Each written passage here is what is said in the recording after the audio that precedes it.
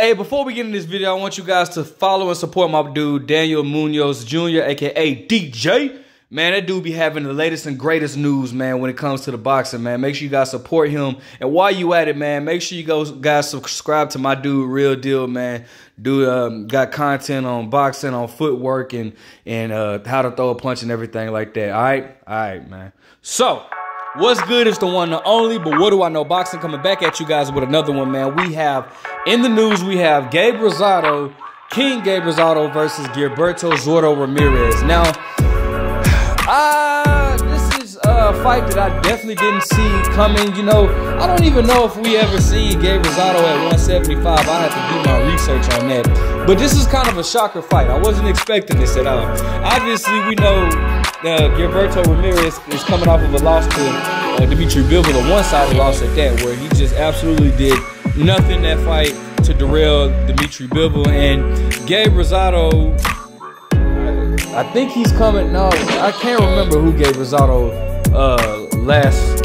Oh, was it? No, it wasn't Shane Moses Jr. It wasn't Jaime Munguia. I can't remember who he lost to last. But I'm sure he's coming off of a loss as well. And that's no shade to Gabe, because I'm a huge fan of Gabe Rosado. I'll talk about his career in a minute, but I can't remember. I think it was somebody. I know it wasn't Jaime Munguia, it wasn't Shane Mosley Jr. It was somebody else, but I just can't think of the name. But anyways, man, we have a fight between two. Something that I didn't expect. I mean, I'm gonna be honest. I would have much rather seen Gabe Rosado versus Edgar Berlanga, but we're getting Gabe Rosado versus Zordo, and that's kind of crazy. But regardless, man, you know, both fighters spoke on the fight, so you know how I do it, man. I bring it, I do the research. You guys relax and stay tuned.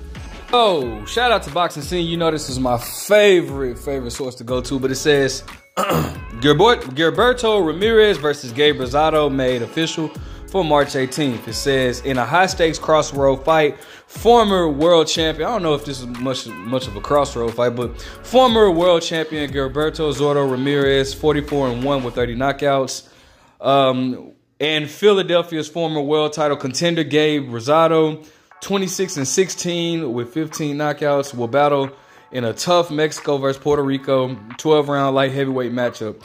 The event is scheduled to take place on Saturday, March 18th, and will be broadcast worldwide on DAZN beginning at 5 p.m.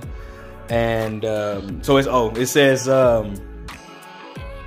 my bad. It says Zordo Ramirez. Well, I'll speak on that. Zordo says, I'm glad to be back. I've had a lot of time to reflect since my last fight, and I'm looking forward to putting on a show against a very game veteran like Gabe Rosado, says Zordo Ramirez. Just like everyone else, I have goals, dreams, and aspirations to be on top, and I feel more motivated than ever. We may get knocked off our path, but my quest for greatness will never stop. I appreciate all the love from my fans and support, and I promise to be back with vengeance. See you guys March 18th. All right. So it says Rosado is a dream sport who dismantles champions' aspirations. If y'all don't remember, he did knock out he was a contender, but definitely a high prospect in Victor Bully, if y'all remember. He says, Gabe Rosado says, I am excited to start the year off with a bang. I have a great deal of respect for Zordo Ramirez. We're friends, but come March 18th, it's all business, said Gabe Rosado. This is the kind of fight Gabe Rosado shows up for. I will not let myself or the fans down. Thank you to Golden Boy Promotions and DAZN for the opportunity.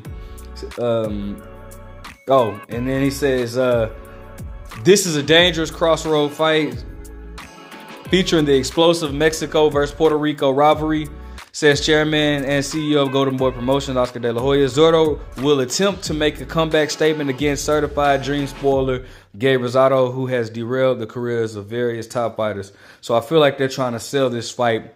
Well, yeah, they're basically trying to sell this fight on the fact that, you know, Gabe beat Beck the Bully, so they're calling Gabe basically a dream killer or a spoiler or whatever. So, you know, it is what it is.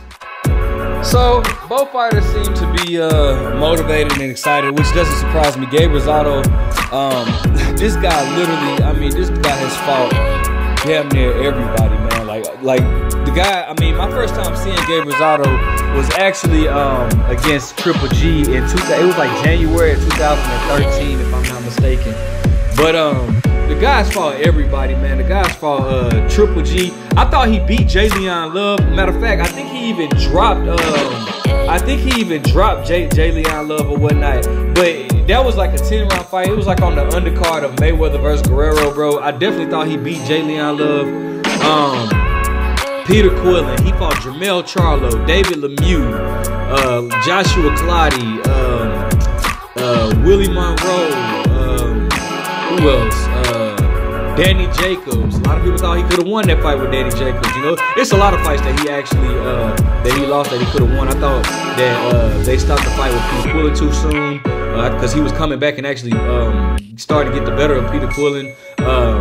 Let me see who was another. Oh, that Luis Arias dude. He definitely won that fight. I don't know how they called that a draw. Masalesky, he should have won that. No, it wasn't Masalesky. It was somebody else. Martin Murray, not Masalesky. He should have won that fight against Martin Murray. He lost the fight against Masalesky.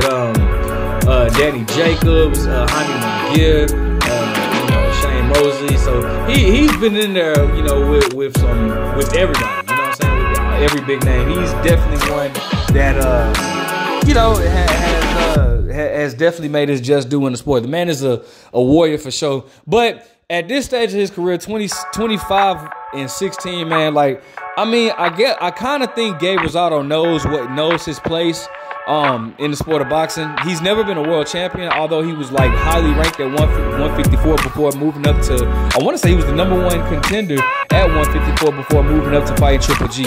As far as Gilberto Ramirez, he had a mark at 168. Didn't do